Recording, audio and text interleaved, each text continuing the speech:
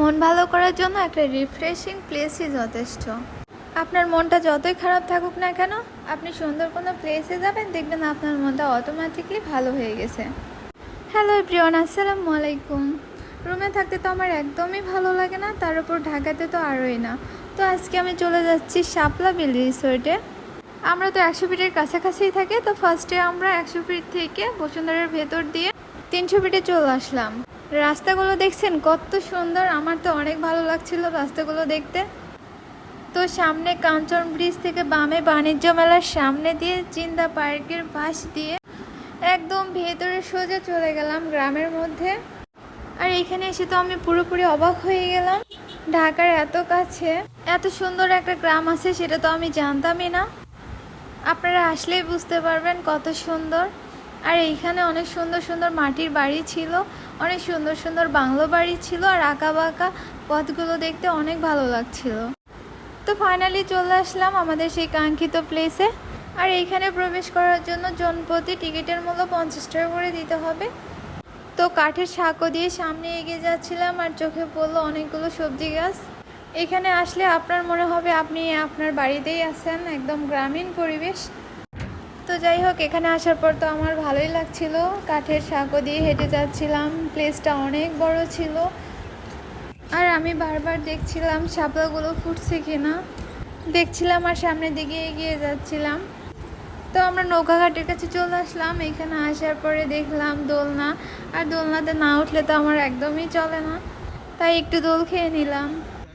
তারপর আমি নৌকাঘাটের কাছে চলে আসছি। এখানে আসার পর দেখতেছি ছোট ছোট বাচ্চারা বড়শি দিয়ে মাছ মারতেছে। এইটা তো আমার কাছে অনেক ইন্টারেস্টিং লেগেছে। কই পাইছো দেখি। এটা দেখার পরে আমার ছোটবেলার কথা মনে পড়ে গেল, আমিও আমাদের পুকুরে এইভাবে বড়শি দিয়ে মাছ ধরতাম। দেখি কোন মাছ পাইছো। তো তারপরে একটা নৌকা নিয়ে শাপলা বিলে নেমে পড়লাম শাপলা ফুল দেখার জন্য। শাপলা ফুল তো একটাও ফুটে নাই। আমি তো ভাবতেছিলাম হয়তো সামনের দিকে গেলে শাপলা ফুল ফুটে আছে, ওইগুলো দেখতে পাবো। তো নৌকার মাঝি আমাদেরকে বলতেছিল যে পদ্ম বিল আছে, ওইখানে আমাদেরকে নিয়ে যাবে, পদ্ম নাকি ফুটে আছে। তো আমরা ওইখানে যাচ্ছিলাম। আর যাওয়ার সময় দেখতে পেলাম, আমি তো জীবনেও কখনো এরকম নৌকা দেখি নাই, এটা নাকি তাল গাছের গোড়া দিয়ে বানানো। তো তারপর আমরা পদ্ম বিলে চলে আসলাম। পদ্মগুলো খুব একটা ছিল না, আর ফুটেও নাই, আর ভেতরে ঢোকাও সম্ভব না। তাই বসে বসে পদ্ম পাতায় পানি নিয়ে খেলছিলাম। আসলে এই সময় আসাটা আমাদের ভুল হয়েছে, কারণ এই সময় ফুলগুলো ফুটে নেই, সকালে আসতে হইতো। তো আপনারা এইখানে যারা আসবেন ভাবছেন, অবশ্যই আপনারা সকালে আসবেন, তাহলে শাপলা ফুলের ভিউটা অনেক সুন্দর থাকবে তখন। তো এখন আমরা এইখান থেকে চলে যাব, অনেকক্ষণ থাকছি এইখানে। নিরিবিলি পরিবেশে সময় কাটানোর জন্য পারফেক্ট একটা প্লেস, আপনারা চাইলে আসতে পারেন। তো এখান থেকে চলে যাবার সময় আবার ওই ছেলেগুলোকে দেখতে পাইলাম, ওরা এখন অনেকগুলো মাছ পাইছে। কত আনন্দ করে ওরা মাছ ধরতেছিল।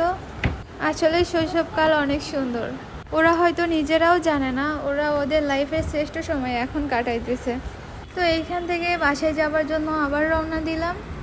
300 ফিটের রাস্তাটা আসলে অনেক সুন্দর, দেখলে মনে হয় যেন বিদেশে চলে আসছি। আমাদের বাংলাদেশেও অনেক ডেভেলপ হয়েছে, আর এইখানে প্রতিদিন হাজার হাজার মানুষ আসে দেখতে। তো সবাই ভালো থাকবেন, আবারও দেখা হবে নতুন কোনো ভিডিওতে নতুন কোনো প্লেস নিয়ে। তো আল্লাহ হাফিজ।